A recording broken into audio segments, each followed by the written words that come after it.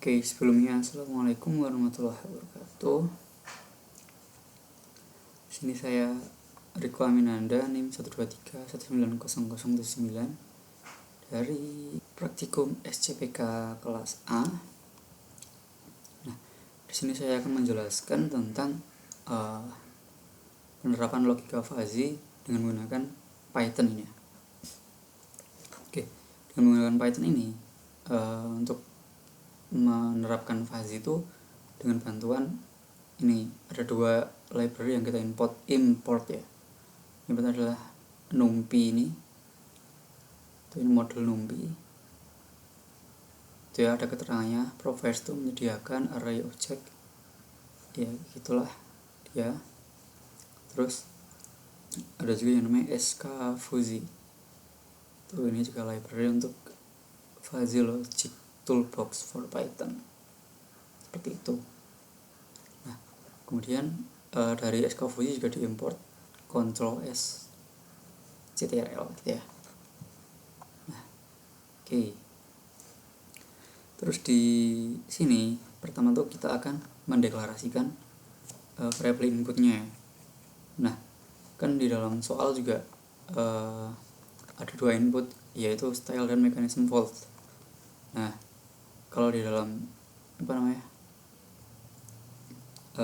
dengan library ini kita tuh bisa pakai untuk input tuh dengan mendeklarasikannya kayak gini ya, pakainya antecedent itu input atau sensor variable for a fuzzy control system gitu ya.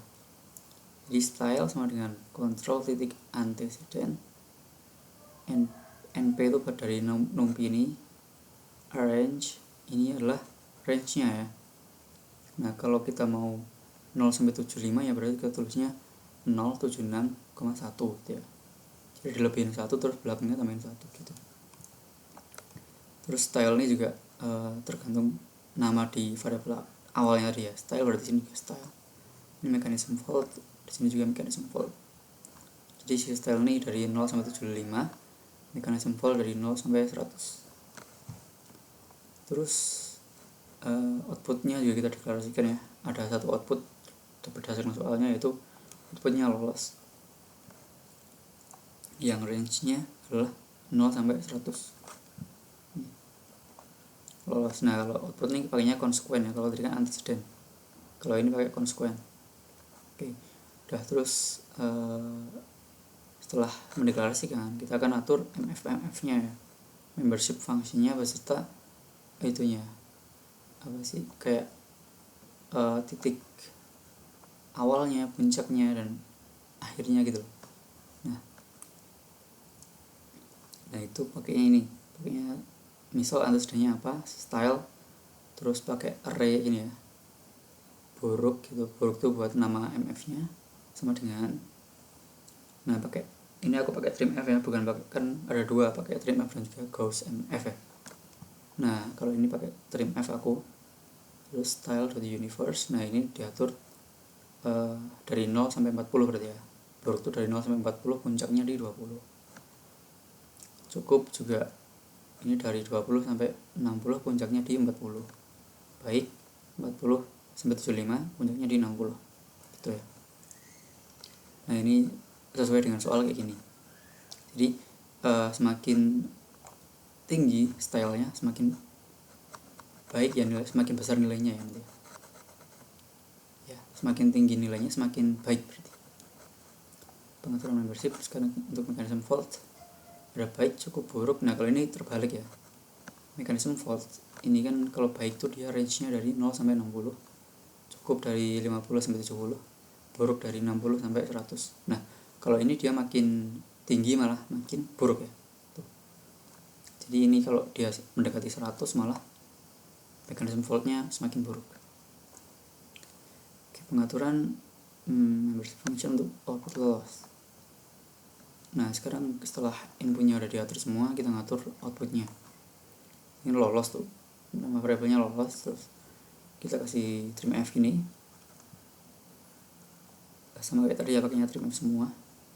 Terus kalau rendah tuh dia dari 0 sampai 60, sedang dari 50 sampai 70, tinggi dari 60 sampai 100. semakin tinggi nilai lolosnya, semakin tinggi juga ya nanti outputnya gitu. Nah terus setelah semua dideklarasikan gitu kan, MF juga udah diatur, kita tinggal mengatur rulesnya yang mau kita pakai. Nah ini ada 1, 2, 3, 4, 5, 6, 7, 8, ada 9 rules sesuai dengan yang di soal ya. Ini urutnya juga udah aku sesuaikan ya, seperti ini ya, style buruk dan juga mekanisme fault buruk dia lolosnya rendah, style buruk mekanisme fault cukup sedang, style buruk mekanisme fault baik ya, tinggi, dan seterusnya sampai bawah itu ya, seperti itu. Terus memasukkan rules untuk proses diversifikasi. Nah ini kan rulesnya ada ditulis semua nih. Nah setelah ditulis semua, kita akan masukkan di rules dengan menyimpan di ini ya, rules underscore ctrl sama dengan ctrl ini tadi yang apa namanya, SKVG control nih yang kita import tadi, control system, dan kita masukkan rulesnya, rule-nya sorry, karena di sini variabelnya rule.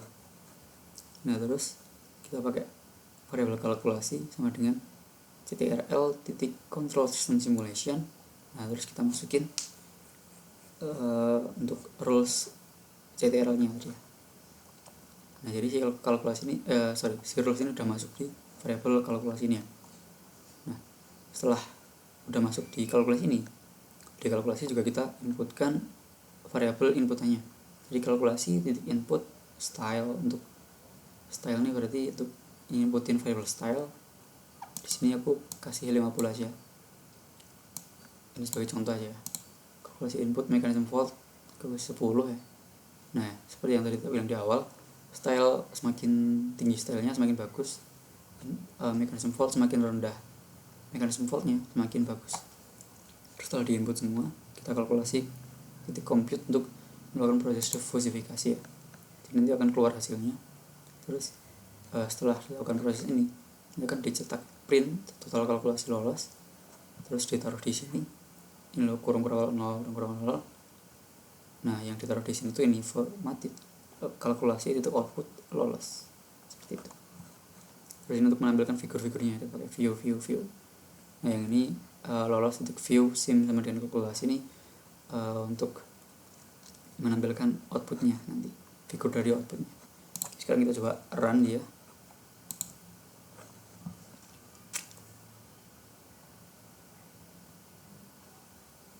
Nah ini ya, ini figur untuk outputnya.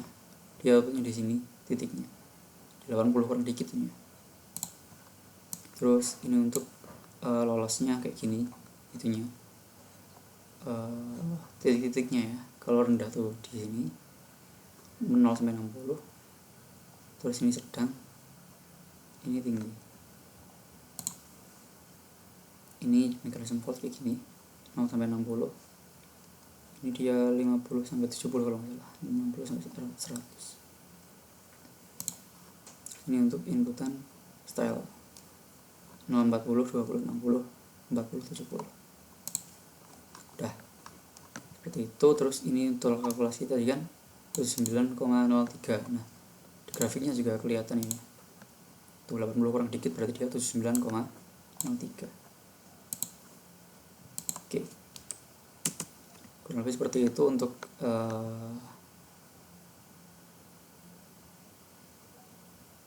penerapan logika fuzzy menggunakan Python. Selanjutnya adalah mengenai data mining dengan menggunakan GUI di MATLAB. Nah untuk yang data mining dengan menggunakan GUI di MATLAB ini, desain gue seperti ini ya. Sini ada tabelnya, clear data untuk ngilangin, show data untuk ngambil dari file ya, file CSV nya. Nah ada battery power, clock speed, internal core, RAM, talk time, dan juga kinetic burst ya. Ini karena disuruhnya kan dinamis ya.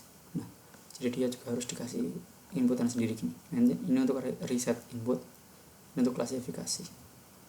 Nah sebelumnya mungkin aku buka dulu data CSV nya ya. Nah kemudian yang namanya train.csv ini aku ambil dari situs web kaggle.com. Dari judul datasetnya tuh mobile price classification. Dia ada battery power, bluetooth, clock, ini banyak ya, tapi yang aku pakai tuh cuma battery power, clock speed, internal memory, N cores, ini jumlah cores, core-nya berapa, RAM, dan juga talk time.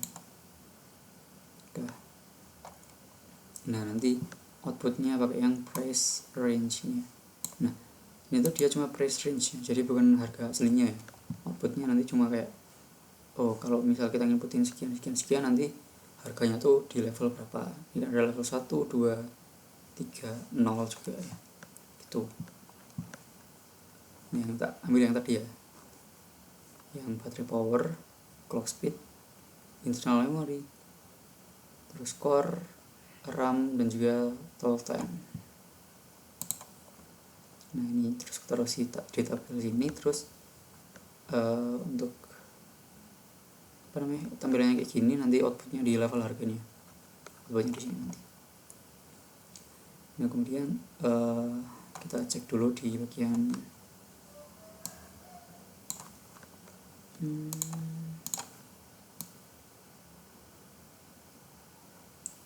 sini. Sini.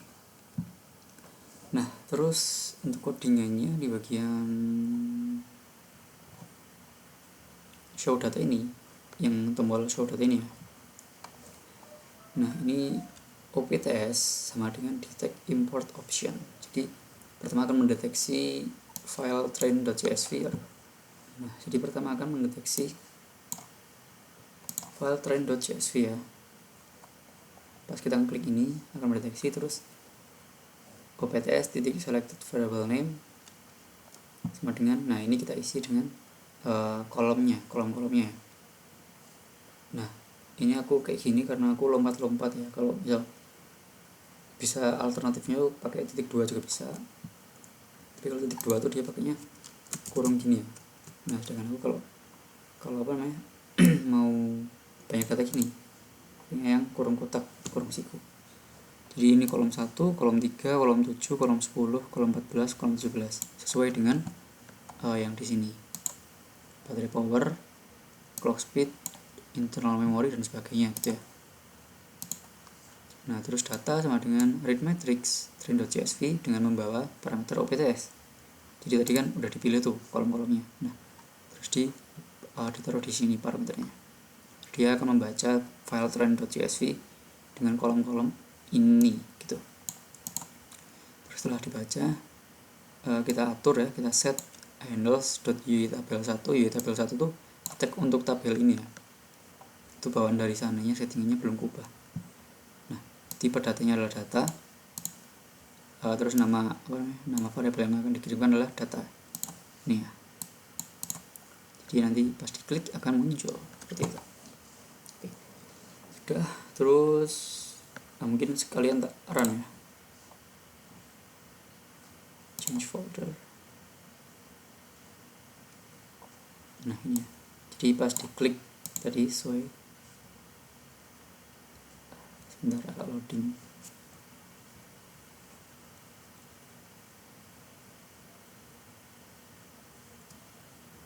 Nah udah, dia akan muncul seperti itu. Datanya akan masuk ke tabelnya. Itu sesuai yang di sini tadi ya. Kemudian kalau clear data dia akan hilang. Nah clear data gimana caranya, codingannya gitu kan. Aku pakai yang ini, clear. Jadi kita set handles.ui tabel 1 data, tipe datanya data ya, sesuai yang di tabel ini kan pakainya tipe data. Aku isi dengan kosong kayak gini, jadi dia akan kosongan. Kalau show data lagi dia akan muncul lagi, kalau clear data dia akan kosongan lagi. Itu kita show data dulu deh. Nah terus kita akan coba inputin di sini. Kalau misal baterainya adalah 1500 mAh, clock speednya 2, internalnya misal 32, core-nya berapa core, misal 2 core, RAM-nya ini pakai itu ya, apa namanya, MB, berapa MB RAM-nya, misal 2500, atau ya biasanya 3 GB kan RAM 3 GB kan ditulisnya 2500 ya kan begitu. Talk time-nya selalu 19 jam.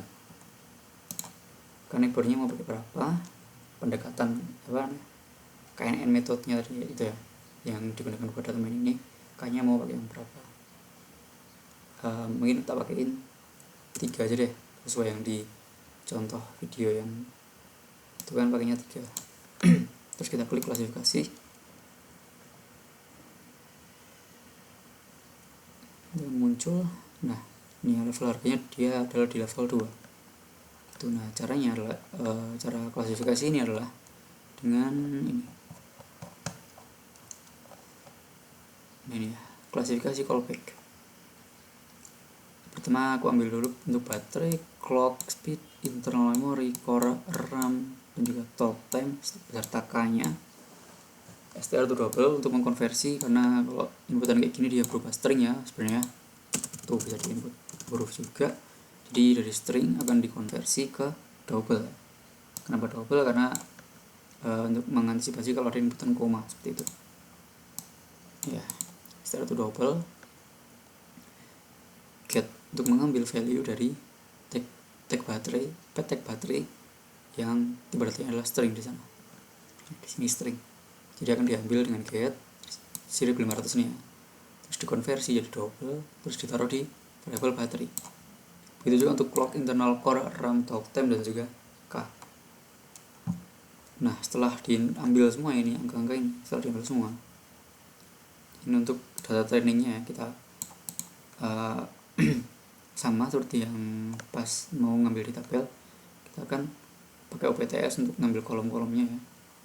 1, 3, 7, 10, 14, 17, terus disimpan di training. Nah, ini untuk data-datanya, terus ini untuk outputnya gitu. Tuh aku pakai price karena outputnya adalah harga, nanti ya level harganya. Nah ini pakai yang kolom 21 karena ini cuma satu gini, makanya pakai kolom biasa gitu. Import, select yang kolom 21, terus ditaruh di price. Nah terus data sampelnya, data sampel tuh yang inputannya ini ya, data sampelnya berarti kita pakai inputan ini yang udah kita baca tadi gitu. Terus kita taruh ke sini, sini ya, urutan ya ini. Nah udah urutan ini sesuai dengan yang ini ya, cocokannya gitu, pencocokannya. Oke, terus kita bikin variabel class untuk kita taruh fit CKNN ya, dengan membawa training dan juga price serta K-nya tadi ya, yang inputan ini lokal ini 3. Nah dari data training dan juga data harga ya, dengan membawa K neighbor-nya.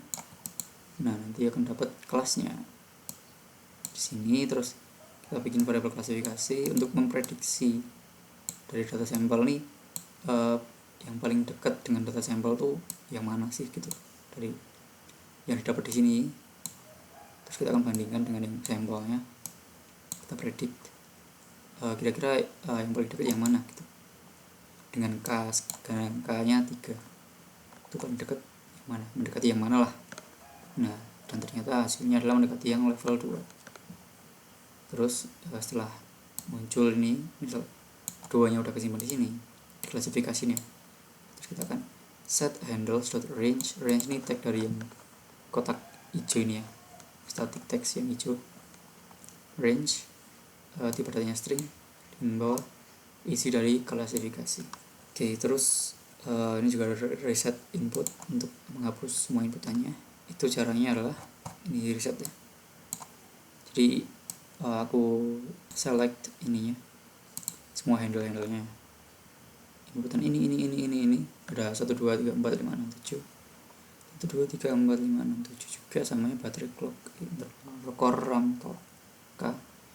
Tipe data string aku isi dengan string kosong kayak gini, jadi dia kosong. Oke, mungkin semua fungsi udah aku jelaskan, dari codingnya juga udah aku jelaskan, data yang aku ambil juga udah aku jelaskan di awal tadi, yaitu mobile price classification dan juga kolom-kolom yang aku pakai juga udah aku jelaskan. Jadi mungkin cukup sekian, kurang lebihnya mohon maaf. Wassalamualaikum warahmatullahi wabarakatuh.